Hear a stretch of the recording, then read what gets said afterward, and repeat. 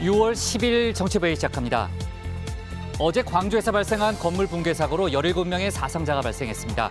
희생자들의 안타까운 사연이 전해지고 있는데요. 시공사인 현대산업개발 회장이 오늘 머리 숙여 사과했습니다. 조금 전 사고 현장에 대한 합동 감식도 진행됐는데요. 사고 원인을 철저히 밝히라는 문 대통령의 특별 지시도 있었죠. 여야 지도부와 대선 주자들도 현장으로 향했습니다. 조금 전 들어온 소식인데요. 공수처가 윤석열 전 검찰총장을 정식 입건하고 본격적인 수사에 착수했습니다. 직권남용 혐의라고 하는데요. 옵티머스 사건 불기소와 한명숙 전 총리 사건 수사 방해와 관련된 내용입니다. 소식이 계속 들어오고 있는데 관련 내용 반영해가면서 회의를 진행하겠습니다.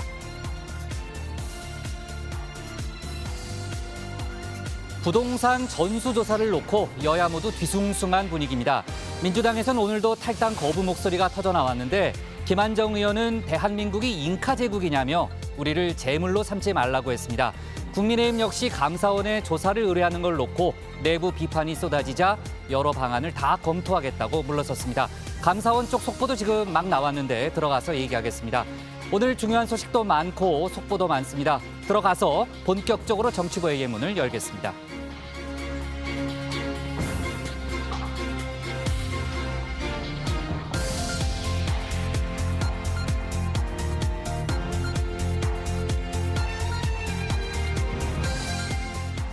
국가대표 정치 뉴스쇼 정치부회의 시작하겠습니다.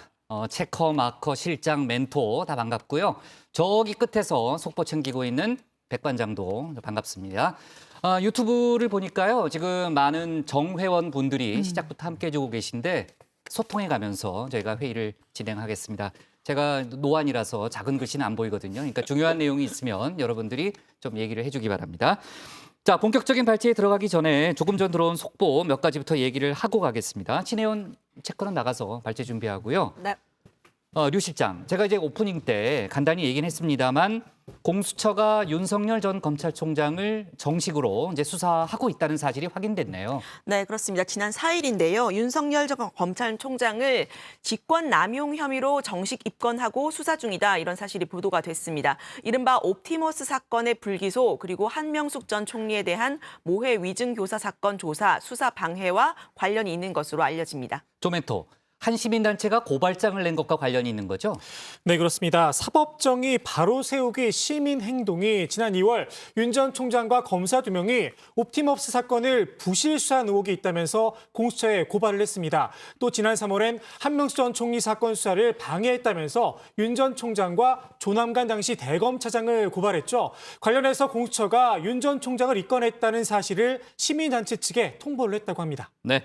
자, 물론 입건됐다고 해서 뭐 혐의가 확정됐다는 건 아닙니다만 어쨌든 전직 검찰총장에 대한 본격적인 수사에 착수했다는 것 자체가 정치적 파장이 클 수밖에 없고요.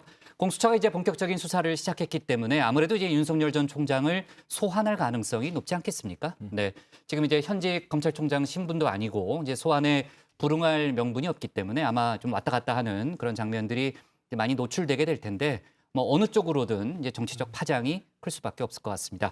그리고 제가 들어가서 이제 얘기하겠다고 한 게 뭐냐면은 조금 전에 막 또 속보가 하나 나왔죠. 뭐냐면은 이제 국민의힘이 그 부동산 전수조사 관련해서 국민권익위가 아니고 감사원에 요청을 하지 않았습니까? 근데 이제 감사원법에 따르면은 국회의원 감찰이 좀 어렵다라는 얘기가 있었는데 감사원이 공식적으로 국민의힘 측에 부동산 전수조사가 불가하다라는 그런 입장을 통보했다고 합니다. 국민의힘 쪽에서는 우리가 스스로 하겠다고 하면 자발적으로 원하면 가능한 거 아니냐 뭐 이런 뭐 해석도 내놨는데 관련해서도 감사원 쪽에서는 어렵다라는 그런 유권 해석을 내렸다는 그런 속보가 지금 막 들어왔고요. 이제 여야의 이제 부동산 조사 관련한 여러 가지 이제 파장에 대해서는 유 실장이 준비했잖아요. 네, 그렇습니다. 네, 이따가 좀 들어보고요. 지금 신체커가 아까부터 준비됐다고 계속 사인을 보내고 있는데 본격적으로 오늘의 발제를 시작하겠습니다.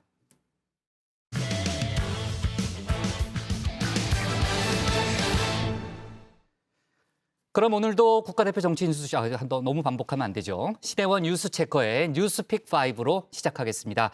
어제 회의 중에 속보로 들어온 정말 안타까운 소식이죠.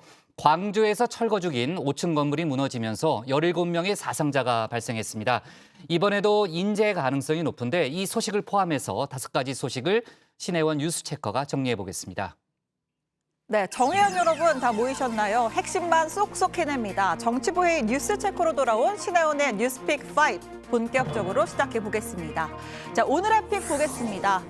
광주 붕괴 참사 그리고 G7 정상회의 슬픔을 증명하라 한 방이면 끝 그리고 재판 다시 하라 이렇게 꼽아봤습니다. 자, 먼저 광주 붕괴 참사입니다. 어제 오후 4시 20분쯤 광주광역시 동구학동의 한 재개발 구역에서 철거 공사를 시작한 건물이 무너지면서 도로에 서 있던 시내버스를 덮쳤습니다.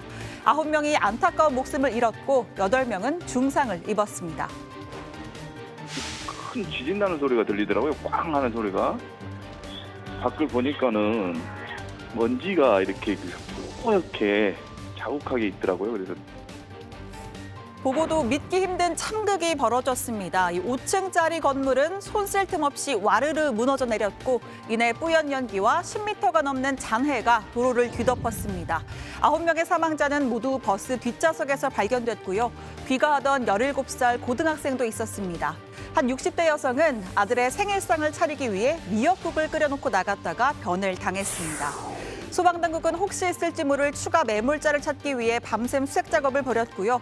오늘 오후 1시부터는 사고 원인 규명을 위한 현장 감식이 시작됐습니다. 늦었지만 왜냐고 묻지 않을 수가 없습니다. 해당 재개발 구역의 시공사는 현대산업개발, 이 철거 작업은 한솔기업이 맡았습니다. 그리고 어제는 무너진 건물의 철거를 시작한 첫날이었습니다. 굴삭기 한 대와 총 4명의 작업자가 투입돼서 맨 꼭대기부터 한 층씩 부수면서 내려갔다고 합니다.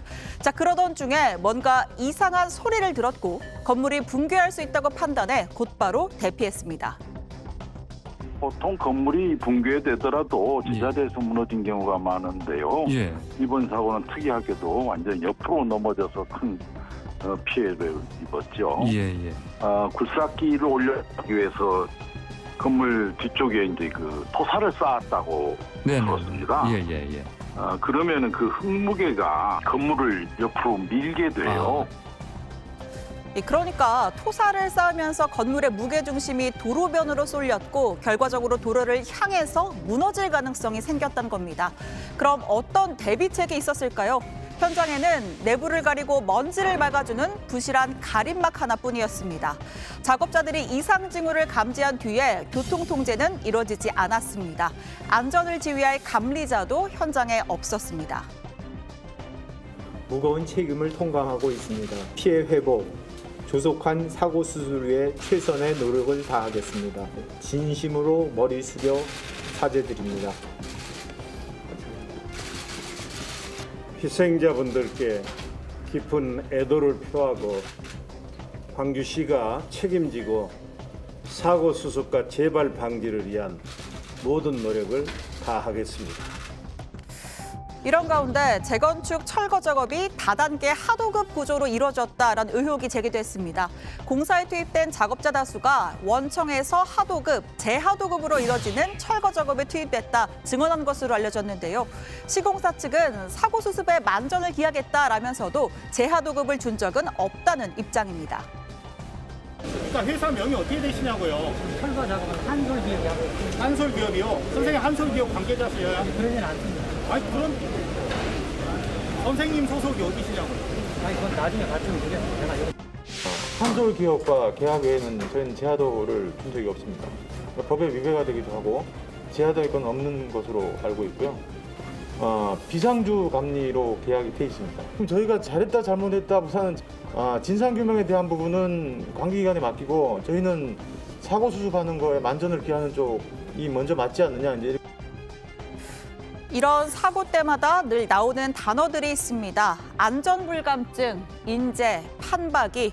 기억하시나요? 2년 전에도 서울에서 똑같은 사고가 발생했습니다. 서초구의 잠원동에서 4층짜리 건물이 무너지면서 결혼을 앞둔 예비부부가 결혼 반지를 찾으러 가다 참변을 당했습니다. 그때도 많은 이들이 원인 규명과 근본적인 대책을 말했습니다. 건물 가림막이 찢기더니 모래먼지와 함께 구조물이 쏟아져 내립니다. 사고 순간은 반대쪽에 있던 차량에서도 찍혔습니다.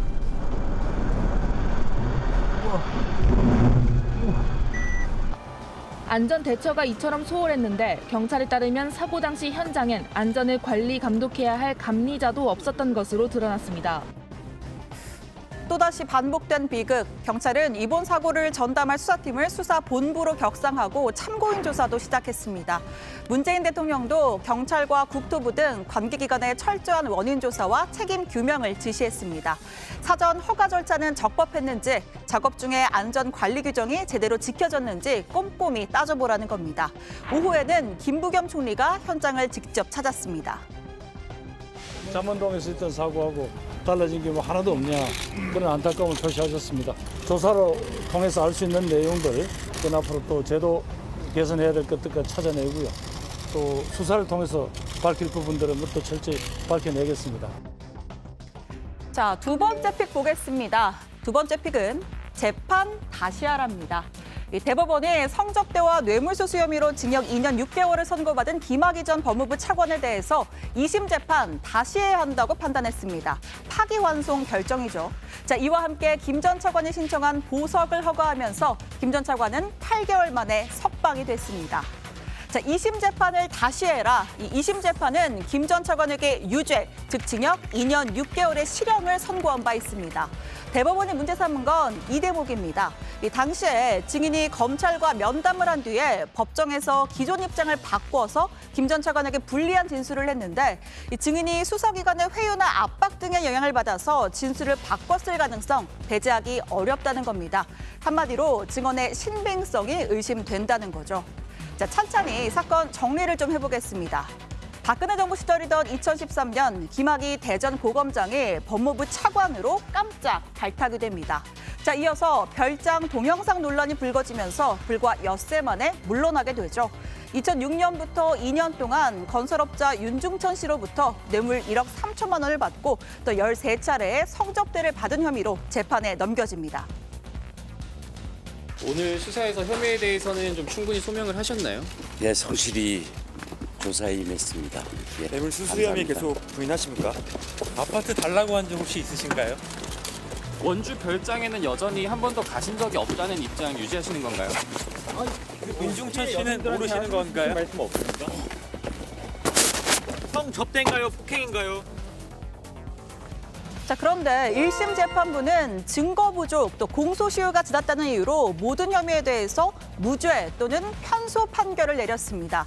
특히 성접대를 받은 부분에 대해서는 별장 동영상에 등장하는 남성이 김 전 차관인지 여부도 판단을 내리질 않았습니다.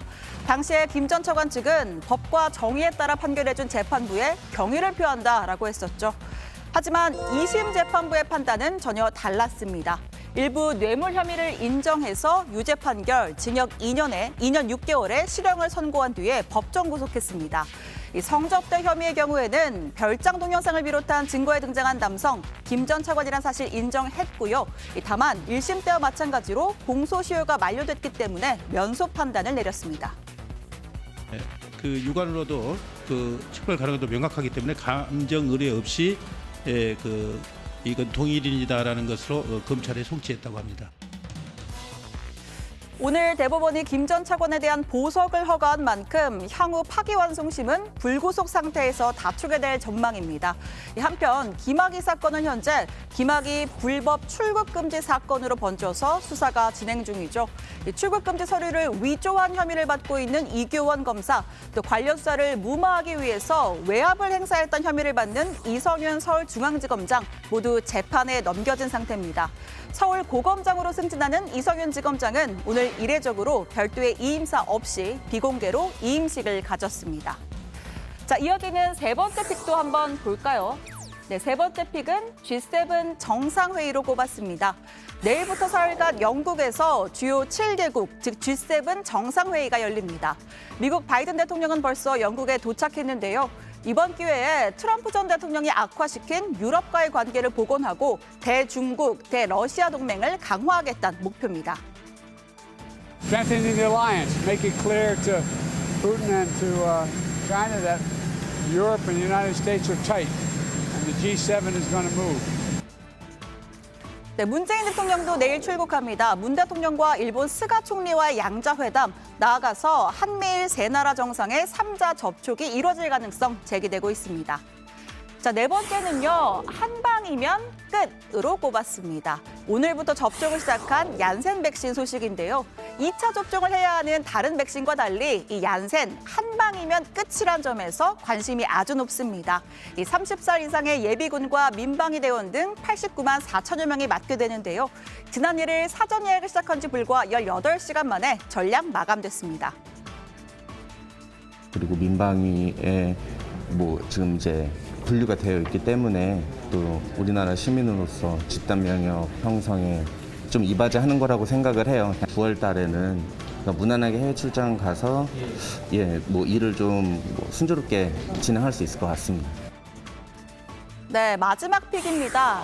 슬픔을 증명하라. 무슨 이야기일까요?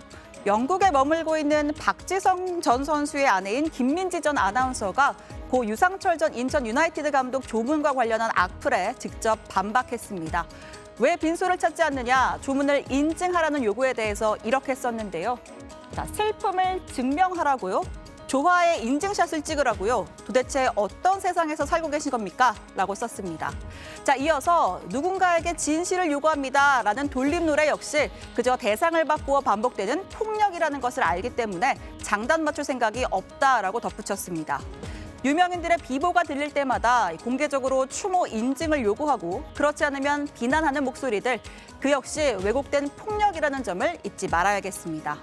자, 여러분들은 오늘 어떤 뉴스를 원픽으로 꼽으셨나요? 들어가서 같이 더 이야기해보겠습니다. 지금까지 신하연의 뉴스픽 5였습니다. 네, 뉴스픽 5 얘기하기 전에요. 지금 막 들어온 속보부터 좀 얘기를 하고 가겠습니다. 아까 제가 오프닝 때 이제 감사원이 국민의힘 측에 이제 국회의원 부동산 조사를 할 수 없다, 이렇게 공식적으로 회신했다는 그런 소식을 전했는데, 국민의힘이 의원 102명에 대한 부동산 전수조사를 민주당처럼 권익위에 의뢰하기로 했다는 그런 방침을 조금 전에 대변인이 밝혔습니다. 그동안 어제도 저희가 잠깐 얘기했지만 이제 민주당이 그 탈당 권유라는 초강수 조치를 둔 이후에 사실 국민의힘의 부담이 더 커졌다, 이런 얘기를 저희가 많이 했잖아요. 근데 이제 국민의힘이 권익위가 아닌 이제 감사원에 이제 조사를 의뢰한다고 하면서 또 당 내에서도 여러 가지 이제 논란이 좀 일었습니다. 왜냐하면 감사원법에 할 수 없게 돼 있는데 국민의힘이 이제 요청을 했기 때문에요. 그러나 어쨌든 이제 감사원이 공식 회신을 했기 때문에 국민의힘으로서도 이제 권익위에 이제 민주당과 마찬가지로 의뢰를 하기로 결정을 한 거고요. 부동산 민심이 얼마나 무섭다는 거를 지금 이번 재보선 때 여야가 다 절감했기 때문에 아마 국민의힘 쪽에서도 상당히 빠른 그런 조치를 낸 것으로 보입니다. 자, 부동산 조사 관련한 자세한 얘기는요, 이따 류 실장 발제 때 저희가 추가로 얘기를 해보겠습니다. 오늘도 이제 중요한 뉴스가 많은데요. 일단 광주 건물 붕괴 사고 관련해서는요, 지금 경찰과 국가수가 합동 감식을 벌이고 있고 또 사고 원인을 밝힐 수사가 오늘부터 본격적으로 시작이 됐습니다. 오늘 유 실장, 오늘 하루 동안만요, 참고인 10명을 조사했다는 거죠? 네, 일단 구조 작업은 오늘 새벽에 대부분 마무리가 됐고요. 인명 피해는 총 17명으로 집계가 됐습니다. 모두 버스에 타고 있던 17명인데요. 이 중에 9명이 안타깝게도 사망을 했고 또 8명이 다쳤습니다. 대부분이 60대에서 70대 고령이고요. 또 부상 정도가 심각한 것으로 알려지면서 우려가 되는 부분입니다. 현재 광주 동구 차원에서 합동 분향소를 설치해서 사망자 장례 지원, 또 부상자 의료 지원에 총력을 쏟고 있습니다. 매번 비슷한 사고가 반복되는 게 정말 안타깝기도 하고 또 화가 나는 그런 부분이기도 하잖아요. 조멘토, 지금 문 대통령이 철저한 수사, 철저한 조사를 지시했죠? 네, 그렇습니다. 문 대통령은 경찰과 국토부 등 관계기관에 철저한 원인 조사와 책임 규명을 지시했습니다. 사전 허가 절차는 적법했는지, 작업 중에 안전관리 규정이 제대로 지켜졌는지 조사를 하라는 겁니다. 해당 재개발 사업의 시공사인 현대산업개발 정몽규 회장의 사과도 있었는데요. 무한한 책임을 통감한다면서 조속한 사고 수습과 피해 회복을 위해 최선의 노력을 다하겠다, 이렇게 말했습니다. 최종 결론이 나오기까지는 저희가 예단할 수 없고 또 신중하게 판단을 해봐야 되겠습니다만은 몇 가지 제기된 의혹들은 있죠. 네, 그 철거공사가 그 하도급에서 재하도급으로 이루어졌다는 의혹이 있고요. 또 현장을 감독하는 감리자가 없었다는 의혹, 해체 작업의 순서를 제대로 지키지 않았다는 의혹 등입니다. 일단 제하도급 의혹에 대해선 시공사 측에서 불법이기 때문에 준 적이 없다라고 선을 그었는데 감리의 경우에는 비상주 감리를 뒀고 당시에는 현장이 없던 것으로 파악됐다고 밝혔습니다. 어느 때 있어야 되고 어느 때 없어야 되는지는 이제 계약서를 봐야 되겠으나 현재까지 파악된 바로는 저희와 계약 관계가 아니기 때문에 저희가 뭐 개시라 마시라 할 수 있는 권한은 갖고 있지 않습니다. 자, 그러면은 해체 작업의 순서를 지키지 않았다는 거예요? 네, 오늘 광주시 동구 차원에서 브리핑을 했는데요. 이 내용을 보니까 건물 철거 공사를 하려면 이제 지자체의 허가를 받아야 하고 또 구청에게 해체 계획서를 내야 한다고 합니다. 그런데 이 제출된 해체 계획서를 보면 먼저 5층부터 아래로 내려오면서 한 층씩 철거를 하고 마지막에 1, 2층의 잔재물들을 치우고 마무리 철거를 한다. 이런 내용이 담겨 있다고 하는데요. 인근 주민들이나 여러 목격담 또 동영상 등을 종합해 보면 이러한 순서를 지키지 않은 정황이 포착이 됐다는 겁니다. 네, 지금 광주 동구 차원에서 철거 시공사와 감리자를 고발하기로 했다는 그런 속보도 들어왔고요. 시공사 사무실에 대한 압수수색에 들어갔다는 그런 속보도 지금 막 들어왔네요. 좋습니다. 관련 속보도 저희가 챙겨가면서 회의를 진행하도록 하겠습니다. 오늘은 속보가 많이 들어오네요. 회의 중에요. 자, 김학의 전 차관이 보석으로 풀려났습니다. 대법원이 유죄 판결을 내렸던 2심 재판을 다시 하라는 그런 판결을 내렸는데 류 실장, 네. 그렇다고 해서 유죄가 아니라는 의미는 아닌 거죠? 네, 그렇습니다. 일단 대법원은요, 2심 유죄 판결의 주요 근거가 된 증인 최 씨의 증언이 검찰 면담 이후에 달라졌다는 점을 문제를 삼았습니다. 최 씨는 법정 증언 전에 검찰에 소환돼서 면담을 하고 기존 입장을 바꿔서 김 전 차관에게 불리한 진술을 했는데 이 과정에서 수사기관의 회유나 압박을 받아서 진술을 바꿨을 가능성이 있다는 겁니다. 따라서 검사가 증인에 대한 회유 압박이 없었다는 사정을 구체적인 방법으로 다시 증명해야만 이 진술의 신빙성을 인정할 수 있고 유죄 판단이 유지될 수 있다라는 겁니다. 자, 조금 법적인 얘기이기는 합니다만 대법원 설명에 따르면요. 이번 판결이 검사가 증인을 사전 면담한 이후에 이루어진 증언의 신빙성과 판단 기준을 판시한 최초 판결이라고 합니다. 그런 법적인 의미가 있다는 그런 대법원의 설명도 있었고요. 네.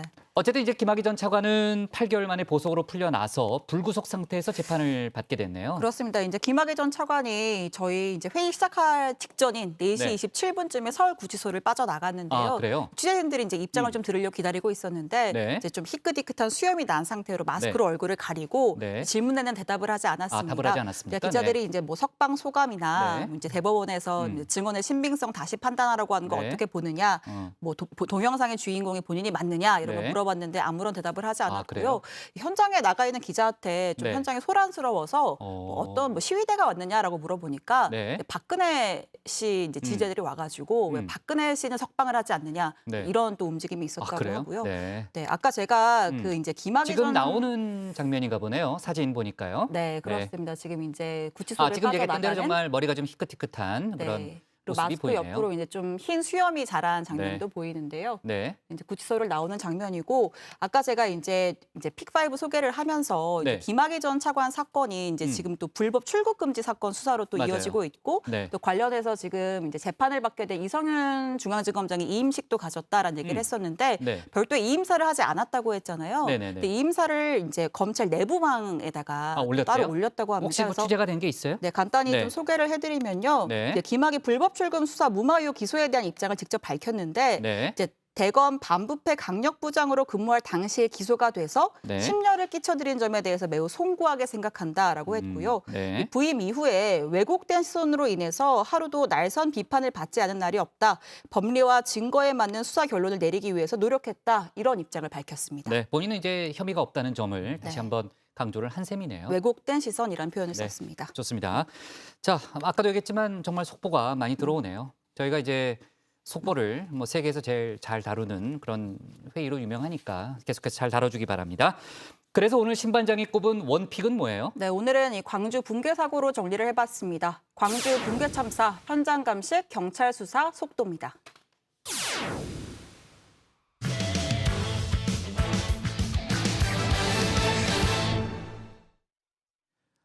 오늘 국회 상황실에선 부동산 전수조사 관련 후폭풍 소식을 전하겠습니다. 민주당 일부 의원들은 당의 탈당 권유에 여전히 강하게 반발하고 있는데요. 법적 대응을 시사한 사람도 있었습니다. 그리고 국민의힘 관련해서는 조금 전에 제가 속보를 많이 얘기했지만 감사원이 아닌 국민권익위의 조사를 받겠다는 그런 입장이 조금 전에 막 나왔죠. 자, 관련된 여러 가지 얘기들 또 여야 대선 주자 관련된 얘기까지 유정아 상황실장이 정리했습니다. 네, 어제 있었던 고 이한열 열사 34주기 추모식입니다. 최루탄에 맞아서 숨진 이한열 열사 87년 6월 항쟁의 도화선이 됐죠. 민주당 송영길 대표는 열사의 어머니 배은심 씨의 손을 이렇게 잡았습니다. 하지만 당시 영정을 들었던 열사의 친구 우상호 의원은 자리에 불참을 했는데요. 권익위가 내놓은 부동산 투기 의혹 의원 12명 명단에 포함된 여파인 듯합니다. 저 때문에 이곳 현장에 오지 못한 것 같아서 마음이 찢어질 것 같습니다. 집 한 칸 없이 전세 아파트 살면서 어머니 묘소 하나 만든 그것이 국민권익위의 부실한 조사에 온 것에 어쩔 수 없이 스스로 밝히고 돌아오라.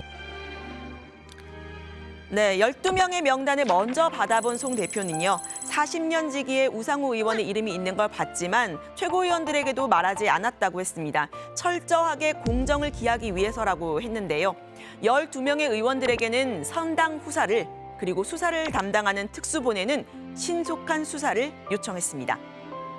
극약 처분을 할 수밖에 없었던 이유는 우리 당이 그렇게 내로남불의 프레임이 쓰여져 있고 자체 처리하는 것에 대한 불신이 큽니다. 은폐하는 게 아니냐. 그래서 우리가 자체 우리가 윤리감찰단에서 조사를 해서 정리를 하면 다 너희들끼리 봐준 거 아니냐. 이 프레임을 벗어날 수 없기 때문에. 네, 하지만 명단에 포함된 일부 의원들 오늘도 반발했습니다. 권익위의 수사가 부실했고 당에서 소명 절차도 거치지 않았다 이런 이유인데요. 김한정 의원은 야당 압박용 불쏘시개로 내몰렸다 목소리를 높였습니다. 그런 엄청난 명예훼손을 받았습니다. 국회의원도 지켜야 할 최소한의 명예와 인권이 있습니다. 예. 지금 무슨 재물 비슷하게 지금 우리 대한민국이 잉카 제국입니까? 무슨 재물 바치고 제사 지내게요? 네, 국민 권익을 보호해야 할 권익위가 오히려 권익을 침해했다면서 법적 대응을 하겠다는 의원도 있었는데요. 민주당 법률위원장 김회재 의원입니다. 명백한 그 허위 사실로 인해서 탈당 권유가 나오고 또 제명한다는 얘기까지 나오고 국민권익위원회가 오히려 죄 없는 사람을 억울하게 만드는 그 행위를 했으니까 그거 취소해서 해주라. 만약 그렇지 않으면은 그 부분에 대해서는 저로서는 법적 조치를 취할 수밖에 없다. 네, 민주당에서도 권익위의 수사가 부실했다는 것 공감을 하고 있죠. 모두 범죄 혐의가 있어서라기보다는 당이 자체적으로 판단할 수가 없는 상황이라서 어쩔 수 없이 택한 고육지책이라고 했습니다. 당 지도부가 개별 의원들의 설득에 나서기로 했는데 당분간은 이 벌집을 쑤신 듯한 분위기 가시지 않을 듯합니다. 야당에서는 민주당 의원들의 부동산 투기에 대한 비판이 나왔죠. 누굽니까? 네, 점점 요즘 발언이 거칠어지고 있는 국민의당 안철수 대표입니다. 고 김영삼 대통령께서 이런 말씀을 하셨습니다. 정치도 대통령도 모두가 인간이 되고 난 뒤의 일입니다. 먼저 인간이 되어야 합니다. 자신들은 뒷구멍으로 국민을 속이고 엄청난 부를 챙겼다면 그것은 더 이상 인간의 행위라고 볼 수 없습니다. 네, 반면 국민의힘은 본인들도 전수조사를 받겠다면서 법적으로 감찰이 불가능한 감사원의 조사를 의뢰했죠. 비판이 쏟아졌는데 이 꼼수라는 말까지 나왔습니다. 국민의힘 내부에서부터 쓴소리가 나왔는데요. 감사원이 국민의힘 산하기관입니까? 아니면 감사원을 정치권이 의뢰하면 법에도 없는 일을 해주는 하청기관으로 생각하는 겁니까? 상식에서 벗어나면 정치적이거나 꼼수로 비춰집니다. 네, 장제원 의원은 시민단체나 대한 변호사협회에 의뢰하면 된다면서 빠른 전수조사를 촉구했는데요. 당 안팎의 비판 여론에 직면한 국민의힘이 방향을 틀었습니다. 감사원이 조사를 공식 거부하면 권익위에 조사를 의뢰하는 방안을 김기현 대표 대행이 비공개 지도부 회의에서 말했다는 건데요. 민주당 전현희 전 의원이 위원장인 권익위의 중립성은 여전히 의심스럽지만 제3의 기관에 조사를 맡길 경우에 여론이 더 나빠질 수 있다, 이런 우려가 나왔다고 합니다. 감사원은 방금 전에 조사 불가 입장을 국민의힘에 통보를 했는데, 네, 국민의힘은 권익위에 이 조사 의뢰를 했죠. 네, 이 전수조사를 어디서 할지 앞서 국민의힘 당권 주자들은 의견이 엇갈렸습니다. 이준석, 나경원, 주호영 후보는 국회 공직자윤리위원회를 기본으로 해서 시민단체의 도움을 받거나 특별위원회를 구성하자고 했는데요. 민주당이 권익위에서 받았던 조사보다 훨씬 더 국민들에게 신뢰를 줄 수 있는 주체에 의해서 받아야 되고요. 국회 공직자윤리위를 사실상 이런 것을 전담하는 조직으로 또 확대 개편하는 것이 중요하다. 정상적인 절차는 국회 공직자윤리위원회에서 하되 전문성을 가진 외부 인사 전원으로 특위를 구성하든지. 특위를 구성해서 거기서 조사를 하고 문제가 있을 경우에는 그 비위의 정도에 따라서 출당에 이르는 조치도 할 수 있다. 네, 반면 조경태 홍문표 후보는 권익위 조사를 수용하자는 입장이었습니다. 그 공무원들의 그 사명감을 우리는 믿어야 된다고 생각을 합니다. 따라서 저는 권익위에서 나온 그 결과를 가지고 저는 엄중한, 민주당보다도 더 엄정하게 출당, 제명, 또한 또 수사 의뢰까지 할 수 있는. 법리상 어렵다면은 전 권익위에서 못 받을 이유가 없다고 봅니다. 네, 결과적으로 권익위에 조사를 의뢰한 셈이 됐는데 결과를 좀 지켜봐야겠습니다. 이번에는 대선 주자들 소식 짚고 넘어가겠습니다. 이 노래 이제 들리시나요? 내일 제주도에서 만나기로 한 사람들이 있었는데요. 민주당의 이재명 경기지사와 국민의힘 원희룡 제주지사입니다. 일본의 후쿠시마 오염수 방류에 대해서 여야 지자체장이 공동 대응을 하기로 한 건데요. 한 달 전부터 계획됐던 일인데 원 지사가 먼저 제주도에 오지 말아달라라고 한 겁니다. 어제 직접 페이스북에 글을 올렸습니다. 지금은 후쿠시마 오염수보다 당장의 제주 코로나 방역이 시급합니다. 지금이라도 협력 행사를 하자고 하니 고맙습니다만 제가 신뢰를 무릅쓰고 이번 행사를 연기한 이유입니다. 이번 행사가 강행된다면 제주도의 절박함을 외면한 처사가 될 것입니다. 네, 이 절박함을 외면한 처사라는 표현, 경고 아닌 경고처럼 들리죠. 해외여행이 어려워지면서 최근에 제주도에 관광객이 몰리고 또 이 청정 제주의 코로나 상황 지금 심각하다고 합니다. 이재명 경기지사는 이 제안을 받아들이겠다고 했는데요. 여기에도 어째 뒷맛이 개운치는 않아 보입니다. 하루 수천 수만의 일을 제주 입도객 중 경기도 공무방문단 10여 명이 제주도 방역 행정에 지장을 준다는 것이 납득하기 어려우나 도민 안전을 책임진 제주지사의 판단과 의지는 존중돼야 한다고 생각합니다. 네, 이 지사를 지지하는 민주당 김남국 의원은 공모 일정을 일방적으로 취소하고 제주도에 오지 말라고 하는 건 쪼잔한 행동이다, 이렇게 거들었습니다. 보통 행사를 취소하게 되면요, 실무선에서 취소를 통보하고 또 언론을 통해서 알려지는 게 일반적이죠. 도지사들이 직접 나서는 경우는 좀 이례적입니다. 제가 직접 경기도와 제주도에 연락을 해봤는데 표면적인 이유로는 코로나19를 들었습니다. 제주도청에서도 코로나 확진자가 나오면서 이 위기감이 더 높아졌다는 건데요. 하지만 이 최근 두 사람 기본소득을 놓고 신경전을 벌였었죠. 기생충이라는 표현까지 등장했습니다. 우리나라가 선진국이라니까 복지까지 선진국인 줄 아는 분들이 많아 안타깝습니다. 이재명 지사가 기본소득을 고집하는 것은 청년과 서민의 좌절을 먹고 사는 기생충과 뭐가 다른지. 네, 이렇게 싸운 뒤에 막상 얼굴을 맞대고 악수를 하면서 협약식을 하면 좀 민망할 것 같기는 한데요. 그래도 싸울 때는 싸우더라도 일본의 후쿠시마 오염수 방류에 여야가 공동 대응하는 모습 대승적으로 보여줬으면 어땠을까 싶습니다. 오늘 발제는요, 이 부동산 투기 전수조사로 정리를 하겠습니다. 민주당 탈당 거부 반발 계속, 국민의힘 권익위 조사 검토. 네, 조금 전 나온 감사원 관련 속보까지 또 권익위 관련 속보까지 유정화 상황실장이 애드립으로 정리를 했고요. 자, 민주당 부동산 왜요? 왜 쳐다봐요? 네, 조멘토. 예, 그 민주당 부동산 투기가 오늘 부동산 공급 대책을 발표했잖아요. 그러니까 송영길 대표의 공약 누구나 집 프로젝트 관련해서 시범 사업자를 선정했다는 거죠. 네, 이 누구나 집 프로젝트는 무주택 서민 그리고 청년층이 대상이죠. 경기도와 인천 지역에 1,785가구를 공급한다고 했습니다. 구체적으로는 인천과 안산, 화성, 의왕, 파주, 시흥 등 6개 지역이고요. 내년부터 분양을 추진한다고 합니다. 또 2기 신도시 유보지를 활용해서 화성 동탄, 양주 회천, 파주 운정, 평택 고덕 등의 5,800가구 등을 공급한다고 했습니다. 네, 제가 뭐 몰라서 물어보는 건 아닌데 아주 구체적으로는 잘 몰라요. 대충은 아는데 그 정확하게 그 누구나 집 프로젝트가 어떤 내용이죠? 네, 아마 국장은 이제 그 해당 사항이 없으시기 때문에 그래요? 구체적으로 약간 잘 네. 모르시는 것 같은데 집값의 6에서 66%를 지급한 후에 10년 동안 시세의 80에서 85% 수준의 임대료를 내고요. 장기 임대를 하는 겁니다. 그리고 거주를 할 수 있도록 하고요. 그리고 입주할 때 당시의 집값으로 10년 뒤에 분양을 받을 수 있도록 하는 그런 제도입니다. 목돈은 없지만 안정적인 소득이 있는 사람들이 대상이고요. 개발 이익을 입주자에게 공유하도록 설계한 모델입니다. 소위 주거 사다리, 집이 없는 사람에게 주거 사다리를 강화하고 보완하는 그런 효과를 살리면서도 주택 공급을 통해서 이 시장의 가격을 안정시키는 효과를 거둘 수 있다고 본 것이죠. 네, 부동산 특위는 이달 말 서울시 등 도심 내 복합 개발 부지 발굴도 발표할 계획이라고 했습니다. 그동안 이제 당내에서 논란이 뜨거웠던 종부세라든지 세제 완화 관련된 얘기는 오늘 안 나왔어요. 네, 오늘 발표는 공급 대책에 맞춰져 이루어졌는데요. 그 종부세나 양도세 문제는 내일 의원총회를 통해서 결정하기로 했습니다.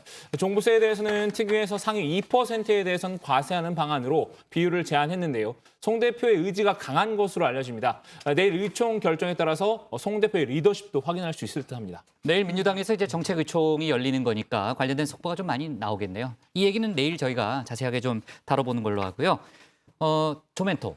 송영길 대표가 오늘 당내에서 지금 뭐 뜨거운 이슈죠. 경선 연계에 관한 입장을 내놓은 게 있죠. 네, 그렇습니다. 오늘 아침 라디오 발언이었는데요. 대선 승리에 가장 도움이 되는 방법으로 하겠다는 게 중요한 기준이다 이렇게 이야기를 했는데 경선 연기 가능성도 일부 열어놓는 모습이었습니다. 들어보시죠. 어떻게 하는 것이 내년 대선 승리에 가장 도움이 되는 방법인가가 중요한 기준이다 이렇게 생각합니다. 충분하고 상당하고 특별한 사유가 없는 한 지켜지는 게 원칙인데 과연 그러한 사유가 있는지 여부도 같이 검토가 돼야 되는 거니까요. 최근 민주당 대선 주자들은 경선 연기론을 놓고 이재명 대 반 이재명 이렇게 구도가 굳어지고 있는데요. 정세균 전 총리는 그제 기자간담회에서 당원 당규 속 경선 규정이 절대 불변의 것은 아니다 라면서 경선 연기론에 불을 지폈습니다. 당원 당규에 선거일 180일 전에 후보를 정하기로 돼 있지만 당무의 논의에 따른다 이런 구절도 함께 있기 때문입니다. 최문순 지사를 비롯해서 이광재, 김두관 의원 등 대부분의 후보자들이 경선 연기에 찬성을 하고 있습니다. 네, 반면 이재명 지사는 반대 입장을 명확히 하고 있는데요. 원칙을 바꾸는 게 국민들 눈에 좋지 않게 보일 거라는 겁니다.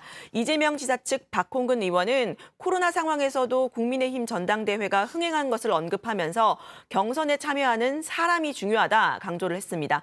박용진 의원도 경선 연기 반대에 힘을 실었는데요. 반 이재명 연대로 묶이는 것을 원치 않는다라면서 후보들이 각자의 실력으로 예비 경선을 치열하게 치러야 한다. 그래야 지지를 얻을 수 있다라고 했습니다. 네, 반면에 정세균 전 총리 측의 이원욱 의원은 이재명 지사가 결국 경선 연기에 찬성할 거라고 본다라고 했습니다. 이 지사가 일단은 경선 연기 절대 안 된다라고 하다가 연기 제안을 전격적으로 수용하는 방식으로 대승적인 모습을 보여줄 것이다라고 한 건데요. 민주당 내 경선 연기 논의 앞으로도 지켜봐야 할 것 같습니다. 네, 아주 논란이 뜨거운 사안이죠. 그리고 이건 좀 다른 얘기인데 정세균 전 총리가요. 이른바 정빠가 있었으면 좋겠다 이런 얘기를 했죠. 네, 어제 그 신문방송평진협회 그 초청 토론회였었는데요. 네. 여권의 강성 지지층, 소위 문빠 같은 정빠, 즉 정세균에 대한 무조건 지지층이 생기면 어떻게 하겠느냐라는 질문이 나왔는데 정빠가 있어봤으면 좋겠다. 지금 배가 고프다라고 말한 겁니다. 정 전 총리 현재 여권 대선 주자 중 가장 활발하게 움직이고 있는데요. 하지만 최근에 여론조사를 보면 박용진 의원에 이어서 여권 주자 중 4위 지지율을 기록해서 이른바 빅3의 자리를 좀 내주기도 했습니다. 박 의원의 선전은 정치권 세대 교체, 이준석 현상이 영향을 미친 것으로 분석이 좀 됩니다. 정 전 총리는 대통령 집무실을 정부 서울청사로 옮길 것인지 묻는 질문에 지지율이 높지 않아서 집무실까지는 생각을 못했다 이렇게 유머스럽게 대답을 하기도 했습니다. 네, 정파라는 단어가 뭐 어떻게 보면 좀 비속어 같기도 한데 정세균 전 총리가 쓰니까 좀 이제 언밸런스해서 그런지 몰라도 좀 화제가 되는 것 같아요. 네, 근데 이 정파라는 단어 저희 정치부 회의에도 좀 쓸 수 있을 것 같은데요. 정치부 회의예요? 네. 그럼 또 무슨 말이에요? 아니 최근에 제 동기 최종혁 반장이 뉴스룸에서 백브리핑 코너를 맡고 있는데 맞아요. 네, 거기서 뉴빠죄아라는 말을 했거든요. 뉴빠죄아. 네, 무슨 뜻이냐면 것 같은데. 드라마 부부의 세계에 나오는 대사인데 네. 뉴스에 빠진 게 죄는 아니잖아 할 때까지 백브리핑을 하겠다 이렇게 이야기를 그래요? 했거든요. 저희도 이제 정치부 회의에 빠진 게 죄는 아니잖아라는 네. 뜻으로 정빠죄야. 네. 잘했어요. 그럼 정의원분들은 다 빠져야 근데 다 빠져야. 박맞고 지금 그 선배가 이렇게 하면 좀 웃어줘야 되는 거 아니에요? 좀 박수를 친다거나 좀 뭔가 좀 리액션이 있어야 되는 거잖아요. 어느 포인트에서 웃어야 될지 모르겠어갖고. 아 그래요? 네. 가정에 빠진 게 죄는 아니잖아. 이 정도는 해줘야지 네. 이제 뭐. 자, 알았습니다. 뭐 얼마나 더 해야 돼요 지금? 네. 됐죠? 정리해도 되죠? 알겠습니다. 좋습니다. 자, 이런 얘기는 좀 끝나고 저희가 좀 편안할 때 이야기를 하도록 하겠습니다. 오늘 발제 이렇게 정리하겠습니다. 민주당 탈당 거부 반발 계속, 국민의힘 권익위 조사 검토로 제목을 잡겠습니다.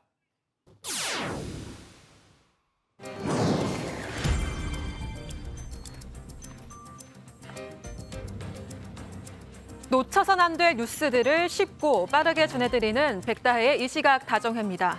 지금 시각 5시 15분을 넘어가고 있습니다. 이 시각 다정회 소식들 오늘도 먼저 키워드로 살펴보겠습니다. 첫 번째 키워드 34주년인데요. 오늘은 신혜원 뉴스체커에게 물어보겠습니다. 아무래도 다방면의 뉴스들을 늘 체크하고 있기 때문에 34주년의 의미를 잘 알고 있을 것 같은데요. 34주년 잘 알고 있습니다. 제가 올해 34살이거든요. 그거 밝혀도 돼요? 밝혀도 돼요? 숨겨주려는 게 아닌가. 예. 제 생일은 10월이니까. 네. 알겠습니다. 아시겠죠? 네, 아무튼 농담이고요. 올해 60민주항쟁 34주년이잖아요. 네, 제 개그는 실패한 것으로 하겠습니다. 네, 알았습니다. 네, 맞습니다. 1987년 6월 군사 독재에 맞서 전국적으로 민주화 운동이 일어난 날이죠. 60민주항쟁이 오늘 34주년을 맞았습니다. 관련 기념식이 서울 용산구의 옛 남영동 대공분실에서 열렸는데요. 민주인사에 대한 강압적인 조사와 인권 탄압이 이루어진 곳이죠. 정부는 이곳을 민주인권기념관으로 재정비할 것을 알리면서 착공식도 함께 열었습니다. 2023년 6월에 다시 문을 열 예정입니다. 한편 경찰청에서도 인권경찰로 거듭나기 위한 방안을 발표했습니다. 경찰 직무수행 과정에서 인권 침해와 관련된 국민들의 고충이나 민원을 받기 위한 건데요. 현장 인권상담센터를 설치하고 인권정책관을 신설하는 등의 청사진을 제시했습니다. 다음 소식의 키워드는 공개 사과입니다. 공개 사과를 한 주인공은 정의당 유호정 의원인데요. SNS에 타투어법 제정안 발의를 알리면서 방탄소년단 정국의 사진을 함께 올렸다가 논란을 일으켰죠. 아티스트를 정치적으로 이용하지 말라는 항의가 이어지자 오늘 공개 사과를 했습니다. 한 라디오 방송에 출연해 일상적이고 대중적인 내용으로 법안을 알리고 싶었다며 상처받은 분들이 있다면 사과를 드리고 싶다고 했는데요. 사진을 내릴 계획이 있냐는 질문에는 여러 의견이 있는 상태라며 당장은 내리지 않을 생각임을 밝혔습니다. 마지막 키워드는 동물 감염입니다. 코로나 확산세가 심각한 인도에서 동물들도 감염 비상이 걸렸습니다. 현지 언론과 외신에 따르면 동물원에서 사자들이 줄줄이 확진 판정을 받은 데 이어서 호랑이 보호구역에서도 코끼리 28마리가 무더기로 확진됐습니다. 인도 호랑이 보호국은 사람으로부터 동물에게로 코로나 바이러스가 옮겨질 가능성이 높은 상황이라고 밝혔는데요. 상황이 심상치 않자 당국은 인도 전역의 호랑이 보호구역 관광을 당분간 중단하기로 했습니다. 지금까지 이 시각 다정회의 백다희였습니다. 네, 자, 속보가 뭐 정치부의 중간에 워낙 많이 들어오니까 백 반장이 잘 좀 챙겨서 이따가 다시 한번 전해주기 바랍니다. 네. 딴짓하지 말고요. 네. 국장 백 반장이 바로 이제 적응을 한 것 같은데요. 아까 신채 거가 어. 재객은 실패한 것 같다고 하니까 바로 네 맞습니다. 이러면서 그랬어요? 네. 그래서 깜짝 놀랐어요. 적응했네요. 네. 적응했네요. 네. 좋습니다. 잘 봤네요. 우리 류 실장이. 좋습니다. 다음은 조익신 멘토의 톡 쏘는 정치를 보겠습니다.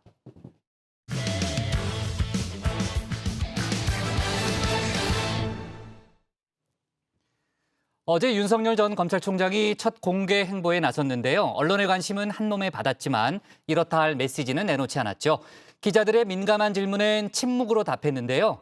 빨간 우산을 쓴 팬클럽이 시선을 끌기도 했습니다. 조금 전에 제가 속보로 전했지만 공수처가 수사에 착수했다는 소식까지 톡 쏘는 정치에서 다루겠습니다.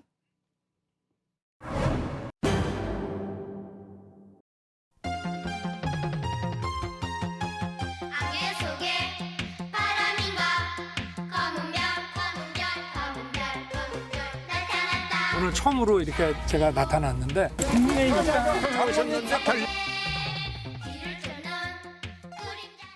정치인 윤석열의 화려한 데뷔전. 그런데 별다른 메시지 없이 나타났다 사라졌습니다. 다만 우당 이회영 선생이 정말 훌륭한 분이었다는 걸 다시 각인시키는 효과는 있었습니다. 항일 무장투쟁을 펼친 우리 우당 선생의 육형제 중에 살아서 귀국하신 분은 다섯째 그 이시영 선생 한 분이세요. 다들 그 이역에서 고문과 영양실조로 다 돌아가셨습니다.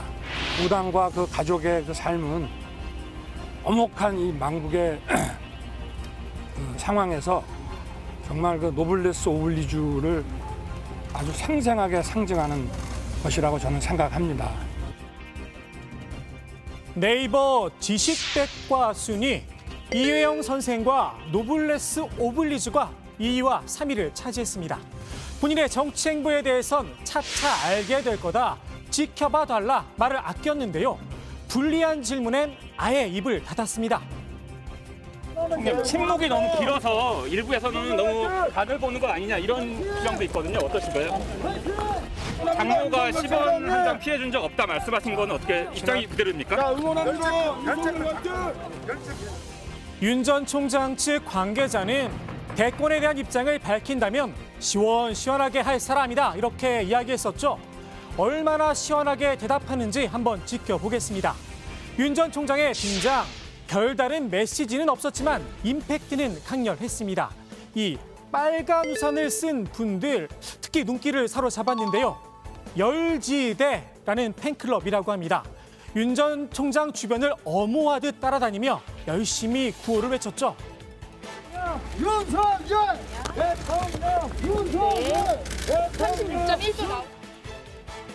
어떤 단체인지 찾아봤더니 이런 밴드가 있었습니다. 윤석열 아스팔트 팬클럽 열지대 공동대표 가운데 한 명 이분이었습니다.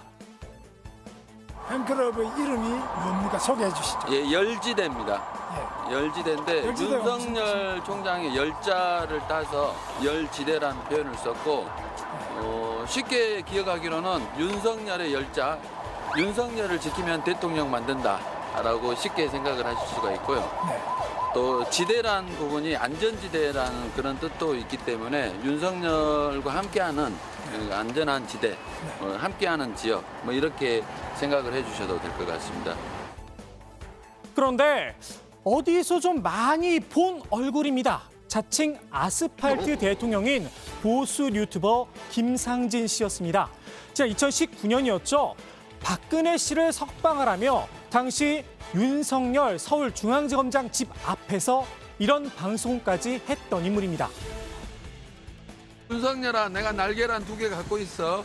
자살 특공대로서 너를 죽여버리겠다. 윤석열아, 너 죽을래? 이 일 때문에 한때 구속되기도 했었는데요.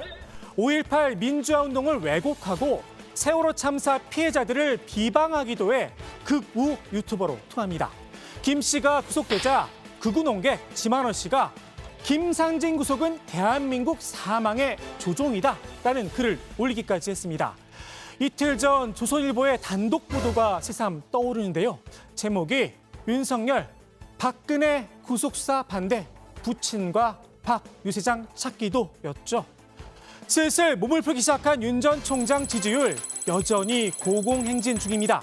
35%를 돌파하며 역대 최고치를 경신했는데요. 지난달보다 4.6%포인트 올랐습니다. 반면 이재명 경기지사는 2.2%포인트 지지율이 빠지면서 하락세를 나타냈습니다. 눈에 띄는 건 추미애 전 법무부 장관의 등장인데요. 지지율 3%로 처음 이름을 올렸습니다.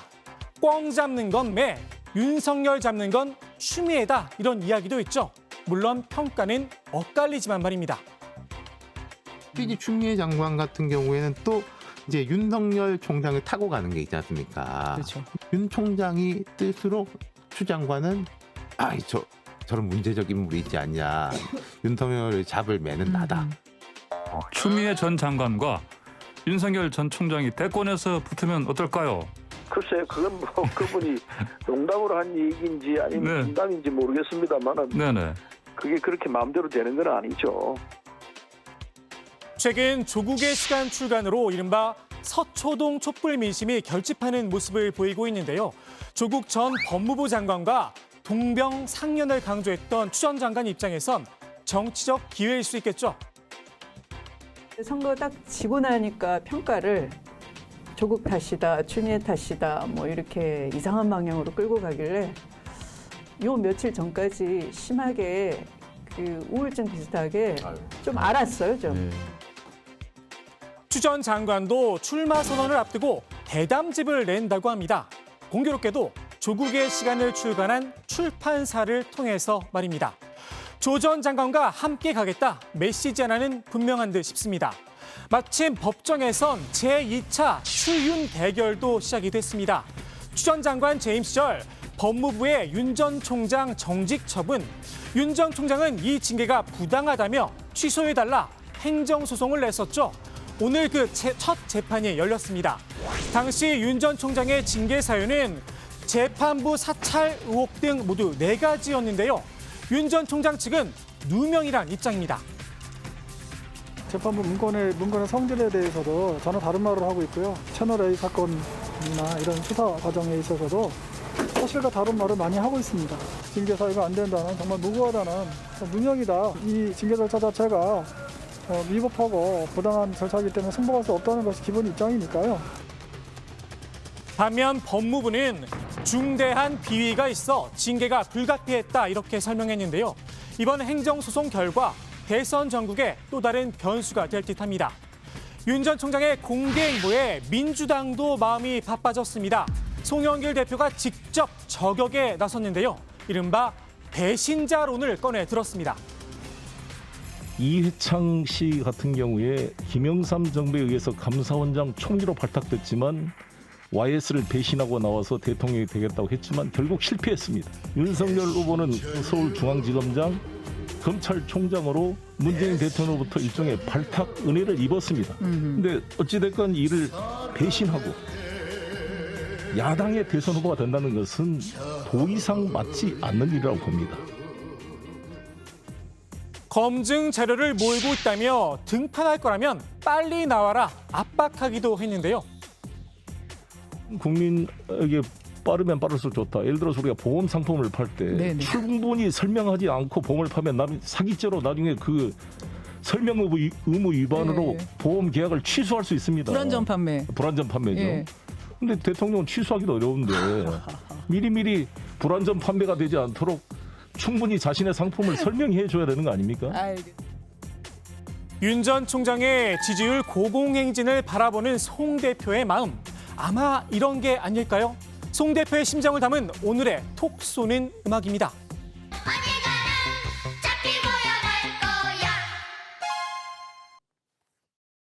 자, 어제 이제 윤석열 전 검찰총장이 확실한 정치적 메시지를 내놓지는 않았지만 공개 행보에 나서면서 여권의 공세도 거칠어지고 있네요. 조금 전에 이제 조멘토가 소개했듯이 송영길 대표의 표현이 뭐 아주 세군요. 수위가 많이 올라갔습니다. 배신자 주장을 좀 하고 있고요. 자, 앞서 제가 시작할 때 관련된 속보를 몇 가지 정리를 했습니다만 다시 한번 좀 얘기를 해볼게요. 여러 가지 추가로 속보가 좀 들어온 게 있으니까요. 지금 공수처가 윤석열 전 검찰총장에 대한 공식적인 정식 수사에 착수했다는 사실이 확인이 된 거죠. 네, 그렇습니다. 이 법조계에 따르면 공수처가 지난 4일에 윤 전 총장을 직권남용 권리행사 방해 등의 혐의로 정식 입건을 해서 수사 중이라고 하는데요. 지난 2월에 사법정의 바로 세우기 시민운동, 줄여서 사세행이라고 합니다. 이 사세행은 윤석열 전 총장과 검사 2명이 옵티머스 펀드 사기 사건을 부실하게 수사한 의혹이 있다면서 이들을 직권남용 권리행사 방해 혐의로 공수처에 고발했었습니다. 또 지난 3월에는 윤 전 총장이 한명숙 전 총리 모해 위증 교사 의혹에 대한 임은정 검사의 수사와 기소를 방해했다면서 조남관 전 대검 차장검사와 함께 역시 직권남용 권리행사 방해 혐의로 고발했었고요. 이 사세행의 김한매 상임대표와 직접 통화를 좀 해봤습니다. 들어보시죠. 성역 없이 검사 범죄에 대해서 수사하라고 국민들이 공수처 설치를 강력히 촉구했는데 드디어 공수처에서 윤석열 전 총장의 재직 시절에 그런 그 공무원 범죄에 대해서 수사를 성역 없이 정말 한 점 의혹도 남기지 않고 철저히 수사해 주기를 바랍니다. 네, 공수처는 사세행에 고발한 이성윤 서울중앙지검장 공소장 유출 사건에 대해서도 수사를 하고 있습니다. 네. 자, 국민의힘 쪽의 반응도 일부 나왔습니다. 이번 공수처의 수사 착수가 여권의 계략이라고 주장을 했죠, 류 실장. 네, 나경원 국민의힘 당대표 후보인데요. 유력 야권 주자를 모조리 주저앉히고 장기 집권을 꾀하겠다는 민주당 계략의 단면이다라면서 신독재 플랜이 다시 시작된 것이라고 날을 세웠습니다. 나 후보는 문재인 정권이 본격적으로 윤석열 죽이기에 돌입했다면서 저와 우리 당이 온몸을 던져 막으려 했던 그 공수처는 이렇게 철저하게 야권 탄압의 특수 임무를 수행하기 시작한다고 지적했습니다. 이준석 당대표 후보도 입장을 좀 냈는데요. 윤 전 총장이 아닌 공수처가 시험대에 오른 상황이다 이렇게 평가를 했습니다. 권력의 압박에서 자유롭게 이 사안을 다룰 수 있는지 수사력이 있는지에 대해서 국민들이 지켜보고 판단할 거다 이렇게 주장을 했습니다. 한편 당사자인 윤 전 총장은 별다른 입장을 밝히지 않고 있는데요. 언론에 공수처 고발에 대해 특별히 밝힐 입장은 없다는 메시지만 보내온 상태입니다. 네. 역시 이제 당대표 후보죠. 주호영 후보도 공수처가 조자룡 한 칼 쓰듯이 하는 모습에 분노를 느낀다라는 그런 입장을 냈고요. 아무튼 지금 이제 야권 쪽, 특히 이제 국민의힘 쪽에서 강한 이제 비판 목소리가 나오고 있는데 앞서도 제가 얘기했지만 이게 정치적 파장이 클 수밖에 없는 사안이죠. 물론 이제 혐의가 확실하게 입증이 되고 뭐 기소가 결정되고 이런 상황은 아니지만 어쨌든 전직 검찰총장을 정식으로 입건해서 수사를 한다는 것 자체가 이미 공수처에서 1차적인 판단을 이제 내렸다게 볼 수 있는 거고 또 윤석열 전 검찰총장이 조사를 받으러 또 왔다 갔다 할 수 있는 이제 그런 분위기이기 때문에 그런 상황이 또 정치적인 파장을 낳을 수도 있는 그런 상황입니다. 자, 아무튼 정치적 파장이 클 수밖에 없는 그런 사안이니까 저희가 내일도 관련한 속보가 있으면 추가로 다뤄보도록 하고요. 그리고 어제 이제 윤석열 전 총장이 공개 행보를 한 자리에서 기자들이 이런 질문을 던졌잖아요. 장모 10원 한 장 관련 발언에 대해서 어떻게 생각하냐, 그 정확한 입장이 뭐냐라고 물었는데 사실 이제 그 발언을 처음 전한 게 국민의힘 정진석 의원이었잖아요. 오늘 추가로 입장을 내놓은 게 있다는 거죠? 네, 그렇습니다. 정진석 의원은 윤석열 전 총장이 장모가 남에게 10원 한 장 피해 준 적이 없다고 했다. 이런 본인의 발언과 관련해서 사석에서 편하게 한 얘기가 와전됐다면서 본의 아니게 윤 전 총장에게 큰 부담을 주게 돼 미안하게 생각한다고 밝혔습니다. 윤 전 총장 발언은 사건 유무죄 여부와 관계없이 장모 사건이 사건 당사자에게 금전적 피해를 준 것은 아닌 것으로 안다는 취지였을 뿐인데 와전된 것이라고 강조했는데요. 윤 전 총장의 10원 한 장 발언에 전형적인 내로남불이다. 강하게 날을 세웠던 민주당 정청래 의원은 정진석 의원의 이번 해명이 명색이 오선인데 자잘하다면서 부끄럽지도 않는가라고 또다시 쏘아붙였습니다. 사실 이제 국민의힘 내부에서도요, 박마커 이런 말은 좀 사전에 걸렀어야 한다는 의견이 있다는 거죠. 네, 그렇습니다. 이준석 전 최고위원이 어제 썰전 라이브에 출연을 해서 말을 옮기시는 분들도 이런 걸 괜히 언급할 필요가 없다 이런 지적을 하기도 했습니다. 네, 자 어제 이제 윤석열 전 총장이 공개 행보 자리에서 특별한 정치적 메시지를 내놓진 않았습니다만 이후에 언론 인터뷰에서요 LH 사태 관련해서 특검이 나서야 한다 이런 주장을 했다는 거죠. 네, 측근이나 지인이 아니고요. 본인이 직접 이제 동아일보와의 통화에서 이야기를 한 건데요. 윤 전 총장은 LH 사태는 4.7 재보궐선거 전에 특검 수사로 가는 것으로 여야가 합의를 한 사안이다. 이 점을 강조를 했습니다. 국민들이 다 그렇게 기대를 하고 있는데 다 잊었다고 생각하느냐라면서 어물쩍 넘어가면 국민들의 실망과 질책을 뒷감당하기 어려울 거다 지적을 한 겁니다. 네, 윤 전 총장은 수사권이 없는 권익위도 민주당 의원들을 조사해서 국민들이 놀랄 만한 결과가 나왔다면서 이제는 국민들이 특검을 통해서 전모가 밝혀지기를 기대하고 있을 거다 주장하기도 했습니다. 네, 좋습니다. 오늘 톡쏘는 정치 이렇게 정리하겠습니다. 윤석열 견운 공수처 옵티머스 한명숙 사건 직권남용 혐의 수사로 제목을 잡겠습니다. 다음은 박준우 마커의 주민으로 이어가겠습니다.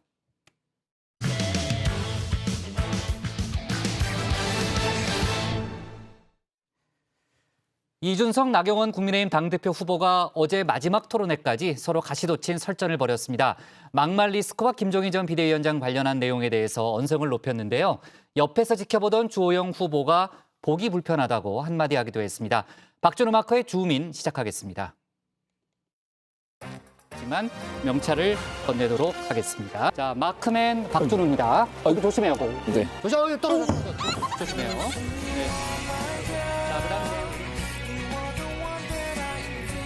네, 그렇습니다.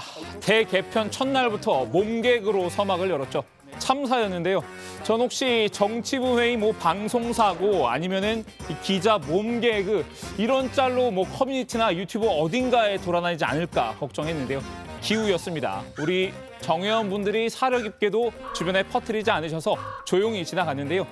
제가 마크맨으로서 복국장 심기 마크에 신경 쓰다 보니까 미처 가림막은 신경 쓰지 못했다는 점 뒤늦게 말씀드립니다.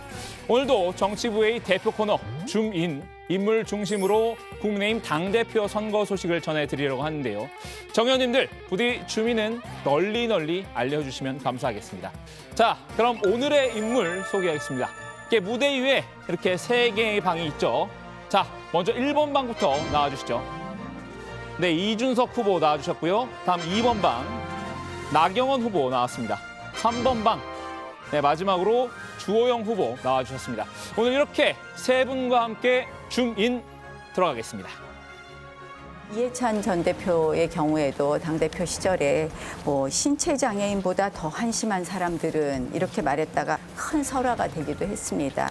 그래서 굉장히 이 후보의 이런 언변이 잘못하면 굉장한 리스크가 될 수 있다. 이런 걱정이 많이 있습니다. 이준석, 나경원 후보는 정말 이번 선거를 치르면서 앙숙이 된 것 같은데요. 어제 당대표 후보 마지막 토론회가 열렸죠. 이 자리에서도 서로 언쟁을 벌였습니다. 나 후보가 이 후보의 막말 리스크를 지적하는 장면인데요. 이 후보 어떻게 맞받아쳤을까요?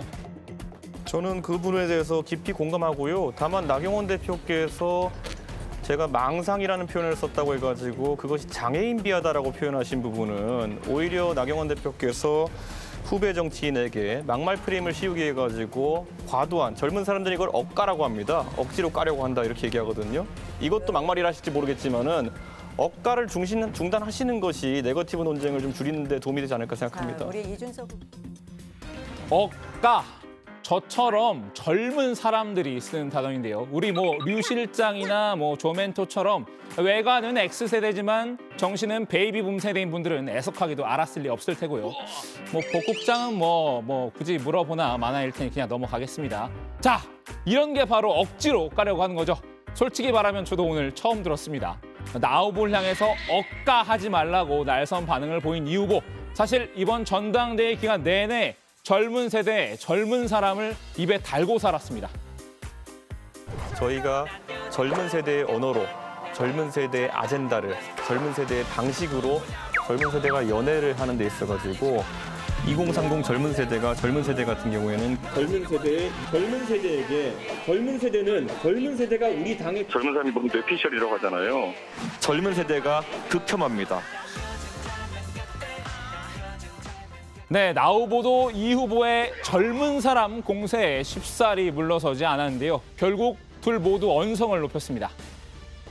탐욕을 심판한다, 찌라시다. 또 사실은 그러한 말씀을 함부로 하셔서 안철수 국민의당 대표하고도 굉장히 불편해지신 적도 있지 않습니까? 예, 그래서 제가 그러한 질문드린 부분에 대해서 답변을 요구했고요. 그러한 부분에 대해서 막말 논란은 왜 계속 꺼내시는지 모르겠지만은 지난번에 그러한 부분에 나경원 대해서 대표께서 지적을 한 겁니다. 그리고 당대표의 언어의 무게는 굉장히 중요하기 때문에 스스로 조심하셔라. 저는 명심하겠다 말씀드렸고요. 원내대표로 계실 때 쓰셨던 단어 다시 언급하지 않겠습니다만은 그거는 나경원 리스크입니다. 정말 서로 한치의 물러섬도 없는데요. 그렇다면 이 후보가 언급한 이 나경원 리스크는 무슨 뜻일까요? 그저께요 대담할 때 KBS 기자가 물어봤는데 그 기자 요새 문파, 달참 이런 사람들한테 공격하는 거 아시죠? 아니 대통령한테 독재 어떻게 생각하냐고 묻지도 못합니까 여러분? 나 후보의 원내대표 시절 발언입니다. 이 후보는 저 발언을 예로 들어서 막말 리스크는 자신이 아니라 오히려 나 후보에게 있다고 비꼰 듯합니다. 두 사람은 김종인 전 비대위원장을 두고 또다시 말싸움을 이어가는데요. 자, 도대체 김종인 위원장이 경선에 무슨 개입을 하고 계신지 확인된 것을 좀 설명해 주시겠습니까? 김종인 위원장께서 이 말씀하시는 거는 무게가 크신 분입니다. 반향이 크십니다. 김종인 위원장께서 최근에 계속해서 이준석 후보가 당대표가 될 것이라고 말씀을 하셨습니다. 그거는 전당대회에 개입할 수 있는 부분이다라는 것. 네, 나 후보는 앞서 김 전 위원장이 전당대회에 개입하고 있다고 주장한 바 있는데요. 김 전 위원장이 이준석 후보가 당대표가 될 가능성이 크다고 말한 것 자체가 경선 개입이라고 본 것 같습니다. 거기에 이 후보가 김 전 위원장과 종종 교류한 것도 마음이 편하진 않았던 모양입니다. 김종인 전 비대위원장 얘기 물어볼게요. 최근에 만난 적 있습니까? 저는 뭐 최근이 언제를 의미하는지 모르겠지만은 2주? 단정적으로 한 달 이내에 만난 적이 있습니다. 한 달 이내? 2주는 어때요? 그것까지 확인 안 드리겠습니다. 알겠습니다. 이게 사실 원로분들과의 만남이라는 게 사실 뭐 대단한 대화가 아닌데도 만났다 자체 의미 부여하는 분들이 많아가지고 네, 이 후보는 일상적인 만남일 뿐이라고 선을 그었죠. 자, 말 그대로 경선 기간 내내 불꽃 튀는 설전을 벌인 두 후보. 과연 전당대회 이후로 관계를 회복할 수 있을까 싶은데요. 요새 젊은 사람들은 이런 걸 어사라고 부릅니다. 여기서 잠깐 퀴즈 한번 내보겠습니다. 자, 국장, 어사가 뭔지 아십니까? 어사요? 네. 어사는 암행어사 아니에요? 어사하면 또 박문수. 그거 아니에요? 맞죠? 기대를 저버리지 않는 오답이었습니다. 여기 앉아 계신 분들 중에 뭐 당연히 아시는 분들은 없을 것 같고. 네. 아니 박마커 아까부터 어상이네요, 어상. 어상은 또 뭔 말이에요? 어상은 또 뭐야? 우리 젊은 세대인데 몰라요, 어상? 어상이 뭐예요? 어이상실이라는. 네, 그 류반장 지금 그대로 나가주시면 되고요. 땡! 류 실장님, 땡입니다. 자, 왠지 우리 백다의 반장이라면 알고 있을 것 같은데요. 백 반장, 어사가 뭔지 좀 설명해 주시죠. 네. 네, 제가 아나운서이다 보니 아무래도 표준어에 더 강하긴 한데요. 그래도 신조어도 틈틈이 챙겨보면서 공부하고 있습니다. 어사는 줄임말인데요. 어색한 사이에 각 앞글자를 따왔습니다. 예를 들어서 선배, 저 국장님이랑 어사인데 선배도 국장님 점심자리에 같이 가주시면 안 될까요? 이런 식으로 쓰입니다. 물론 저는 국장님과 어사는 아닙니다. 완벽한 설명해 주셨는데 마지막 멘트는 제가 시킨 게 아닌데 국장이 아까 강제로 좀 시키신 것 아니, 같은데. 어사 맞는 것 같아요. 네, 어사 맞아요. 표정 보니까. 네, 그런 것 같아요. 딱 표정을 봐도. 네, 아무튼 옆에서 이제 이렇게 둘의 언쟁을 지켜보던 주호영 후보가 어사 같다 이런 느낌이 들었나 봅니다. 그래서 토론 말미에 한마디 쏘아 붙였습니다. 그런데 사이에 끼어서 나경원, 이준석 가시도친 설전을 보는 것이 조금 불편했습니다. 마치고 나면 좀 빨리 좋은 관계로 돌아갔으면 좋겠습니다. 네, 주호영 후보 오늘 이 후보에게 입조심을 당부하기도 했는데요. 참을 수 없는 그 입의 가벼움으로 범야권 전체가 위기에 내몰릴 일은 없어야 합니다라고 쓴소리를 한 겁니다. 밀란 쿤데라의 소설 참을 수 없는 존재의 가벼움을 패러디한 것 같은데요. 앞서 나 후보가 이 후보에게 조언을 했던 바 있는데 그거와 맥락이 좀 비슷합니다. 이준석 후보 참 말씀 잘하십니다. 근데 정치는요, 머리로만 하는 것도 아니고 입으로만 하는 것도 아닙니다. 정치는 가슴으로 한다는 것을 좀 꼭 새겨주실 것을 부탁드립니다. 자, 오늘이 이제 정말 국민의힘 당대표 본경선 마지막 날인데요. 내일 결과 발표만을 앞두고 있습니다. 마지막에 웃게 될 사람은 누구일까요? 오늘 주민 한마디는요. 이준석, 나경원 마지막 토론회까지 가시도 친설전. 주호영 보기 불편. 자, 내일 국민의힘 당대표가 결정되는 날입니다. 뭐 중요한 소식이죠. 저희가 이제 내일 그 결과하고 또 향후 정치적인 파장까지 자세하게 좀 분석을 할 예정이니까요. 중요한 소식은 또 정치부회와 함께 하는 게 전통 아닙니까? 네, 반장들이 아니죠. 실수했다. 여러분들이 잘 회의 준비를 해서 오기 바랍니다. 어사의 폭풍인가요? 네. 좋아요. 자, 어제 이제 박마커가 이제 특히 이제 이준석, 나경원 후보의 눈물에 대해서 다뤘잖아요. 관련해서 서로의 눈물에 대해서도 평가한 게 있다는 거죠? 그러니까 이제 당신이 흘린 눈물은 내 눈물과는 다르다 이런 얘기였는데요. 일단 두 후보가 눈물을 흘리는 그 장면 직접 보고 한번 설명드리겠습니다.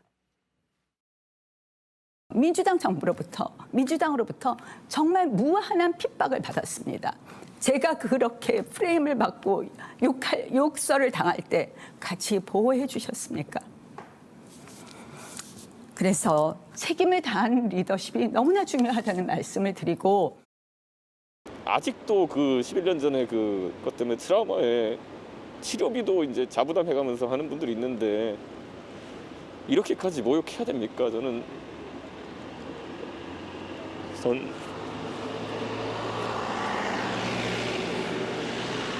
다른 건 몰라도 진짜 이거는 너무 가혹합니다. 네, 나경원 후보는 지난 9일 토론회 도중에 원내대표 시절 강경 투쟁 논란에 대해서 해명을 하다가 눈물을 보였었고요. 이준석 후보는 천안함 유족들이 국방부 앞에서 시위를 벌이는 현장을 찾았다가 눈물을 흘렸습니다. 이 후보는 이 눈물을 흘린 이유에 대해서 조성호 전 민주당 부대변인의 천안함 관련 막말 때문이었다라고 설명을 했는데, 이 천안함 희생자와 유가족, 생존 장병들에게 국가가 이렇게까지 제대로 대접을 하지 못하는지 항상 분개심을 느껴왔기 때문에 갑자기 좀 벅차오른 게 있다 이렇게 설명했습니다. 그러면서 나경원 후보가 토론 과정에서 눈물을 흘리는 것 같고 그것과 대비되는 경우가 있는데 저는 개인적으로 그렇게 비교되는 게 불쾌하다. 전혀 다른 성격의 것이다 이렇게 덧붙였습니다. 불쾌하다고까지 했어요? 네, 이 후보는 그러니까 나 후보는 본인의 서러움에 대해서 눈물을 흘린 것이다 이렇게 평가를 했는데요. 반면에 나 후보는 이 후보의 눈물에 대해서 진정성이 담기신 거라고 생각한다 이렇게 답변을 했습니다. 들어보시죠. 오늘 이준석 후보도 천안함 희생자를 찾아가 눈물을 보이더라고요. 이 눈물은 어떻게 보셨습니까? 네, 저 진정성이 담긴 거라고 생각합니다. 또 사실 천안함 정말 희생자에 대해서 지금까지도 또 그 다른 이야기를 하는 정말 있을 수 있는 일인가요? 그렇게 모욕할 수 있나요? 그게 지금 민주당이나 문재인 정권의 인식을 그대로 드러낸 것 아닌가 이런 생각을 하고요. 네, 나 후보는 천안함 생존 장병 홀대 문제에 대해서는 사실 지금 유공자로도 인정을 다 안 해주고 있지 않느냐. 지금 트라우마 같은 장애를 갖고 있는 분들에게 제대로 국가에서 그 부분에 대해서 보상을 하고 있지 않다 이렇게 지적을 했습니다. 문재인 정부가 이 부분에 대해서 이렇게 미온적인 태도를 취하고 있는 것에 대해서는 분노할 수밖에 없다. 이렇게 재차 정부의 대응 태도를 비판했습니다. 네, 내일 이제 당대표가 결정되는 날인데 나경원 후보가 오늘 마지막 기자회견을 열었다는 거죠? 네, 오늘 국회에서 기자회견을 열었습니다. 나 후보는 불안이 아닌 안정을, 분열이 아닌 통합을 선택해달라면서 마지막 지지를 호소했는데요. 한번 들어보시죠. 이 당의 미래를 불안해하는 당원과 국민들의 깊은 우려도 함께 휩쓸어버리고 마는 거센 바람에 당의 뿌리마저 뽑히지 않을까 걱정됩니다. 내일 이후 우리는 하나가 될 것입니다. 그동안 크고 작은 설전도 있었지만 당이 잘 되길 바라는 마음 하나였습니다. 모든 야권 대선 주자를 하나로 모으는 용광로 정당 국민의힘을 만들겠습니다. 네, 결국 이준석 바람에 올라타지 말고 자신을 선택해달라 그런 의미인데요. 이 후보와 설전을 벌인 것에 대해서는 나 후보는 조금 더 건설적인 전당대가 됐으면 했는데 사소한 말싸움으로 비친 부분이 굉장히 아쉽다고 전했습니다. 또 나후보는 또 개인 감정을 다 털은 것이 대선이라는 과제 앞에서 가장 중요하다 이렇게도 이야기했는데요. 이 후보는 장점이 많은 후보다 시원한 말솜씨에 젊은 세대의 라이프 스타일에 공감한다. 제가 당대표가 되면 이 후보가 역할할 공간을 충분히 열어드리겠다 이렇게 약속을 했습니다. 또 전당대회 높은 투표율에 대해서는 언론에서 보도되는 여론조사 결과에 대해 당원들의 우려가 반영된 것이다 이렇게 봤는데요. 불안 걱정이 당원의 투표율을 높이고 있다면서 자신에게 유리한 것이다 이렇게 해석을 했습니다. 국민의힘이 이제 오늘 일반 시민 여론조사하고 당원 ARS 투표를 마무리하고요.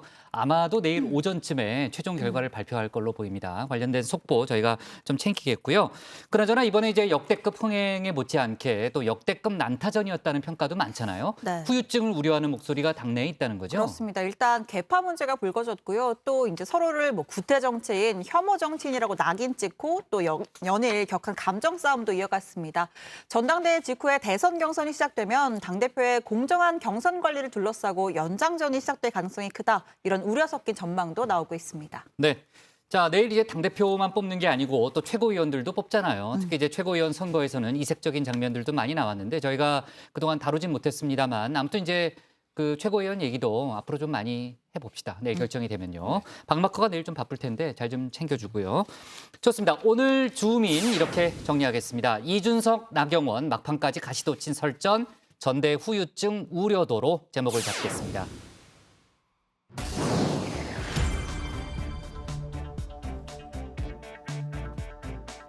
네, 이 시각 다정회의 백다혜입니다. 현재 시각 5시 49분인데요. 어떤 소식들이 들어와 있는지 살펴보겠습니다. 이재명 경기지사가 공개 행보를 시작한 윤석열 전 검찰총장을 향해 열심히 공부해서 국민의 훌륭한 도구가 되길 바란다고 말했습니다. 오늘 국회 간담회에 참석해서 이같이 자신의 입장을 밝힌 건데요. 다만 공수처가 윤 전 총장 수사를 착수한 것에 대해서는 처음 듣는 얘기라며 나중에 알아보고 말하겠다고 말을 아꼈습니다. 다음 소식입니다. 배우 송강호 씨가 다음 달 열리는 제74회 칸 국제영화제 경쟁부문 심사위원으로 공식 초청받았습니다. 한국 영화인이 칸 영화제 경쟁부문 심사위원으로 활동하는 건 한국 영화인으로서는 5번째, 남자 배우로서는 최초인데요. 송강호 씨는 비경쟁 부문 초청작인 한재림 감독의 비상선언에도 주연으로 출연해 레드카펫을 밟을 예정입니다. 이어서 잠시 후 썰전 라이브에서는 여권 대선주자 지지도에서 정세균을 제치고 깜짝 3위에 오른 인물이죠. 더불어민주당 박용진 의원이 출연해서 대선 판도에 대한 얘기들을 나눠볼 예정입니다. 그리고 범야권의 유력 대선주자로 거론되는 윤석열에 대한 여야 의원들의 공방도 펼쳐질 예정이니까요. 많은 시청 부탁드리겠습니다. 지금까지 이 시각 다정회의 백다혜였습니다. 네, 내일도 정치 뉴스가 많습니다. 체커, 마커, 실장, 멘토, 반장. 한꺼번에 부르니까 이게 힘들어요. 5명을 다 불러야 돼서 잘 좀 준비하고요. 오늘 정치부에는 여기까지입니다. 저희는 내일 오후 4시 반에 다시 찾아뵙겠습니다. 박마커는 잘 좀 챙겨요. 진실한 사람이야. 국장이랑 어색한 사이를 그대로 드러내는. 진실하고.